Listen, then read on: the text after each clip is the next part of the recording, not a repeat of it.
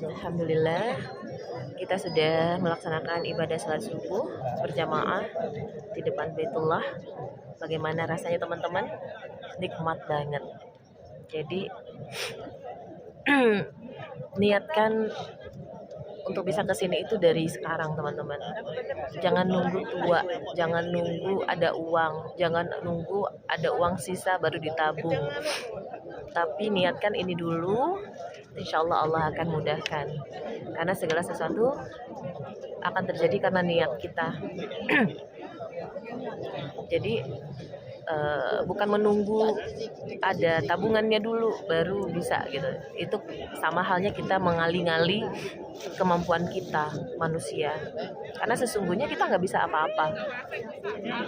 Kita itu nggak bisa apa-apa, teman-teman. Kalau bukan Allah yang menjadikan, kita itu tidak punya apa-apa kecuali Allah yang memampukan.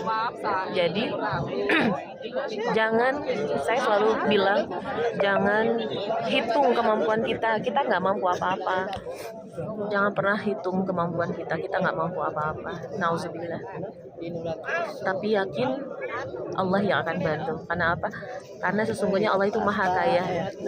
Allah maha kaya, Allah maha baik, Allah maha mengabulkan doa. Insya Allah. Nah, kembali saya ingin membahas tentang bagaimana kekuatan mendoakan, ya. Jadi bagi saya mudah-mudahan tidak salah ya.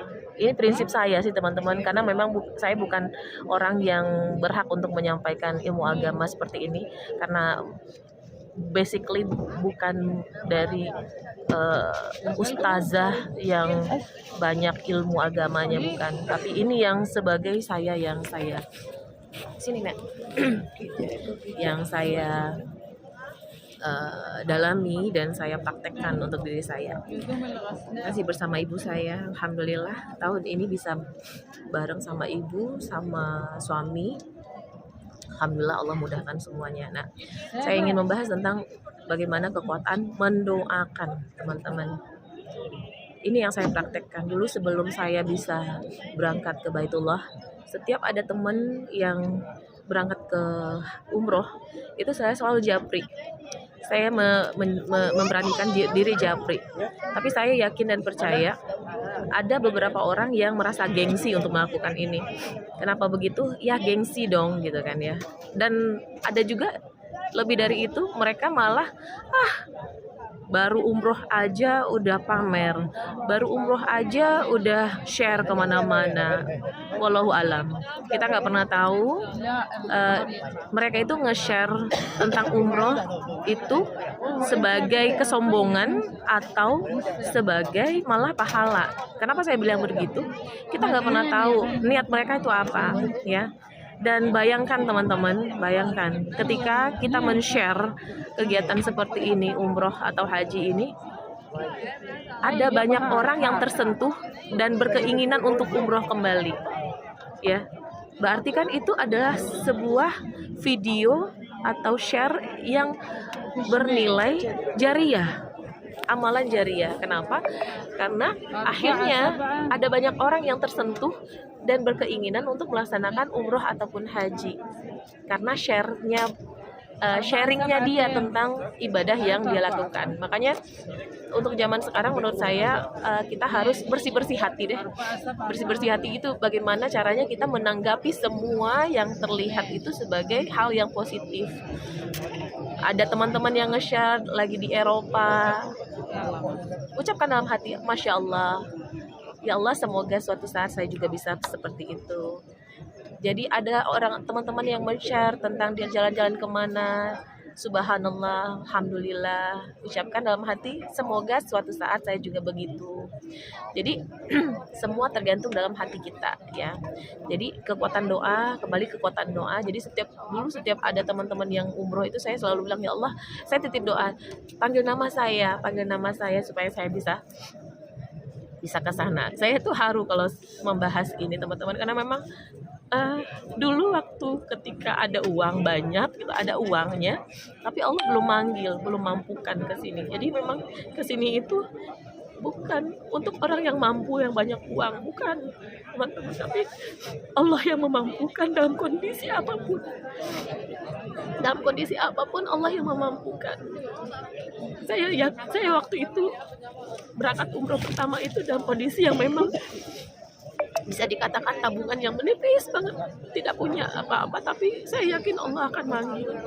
Alhamdulillah Allah panggil, dan saya berdoa, ya Allah, saya ingin setiap tahun ke sini, saya ingin bisa setiap tahun ke sini dan mengajak banyak orang untuk bisa ke sini.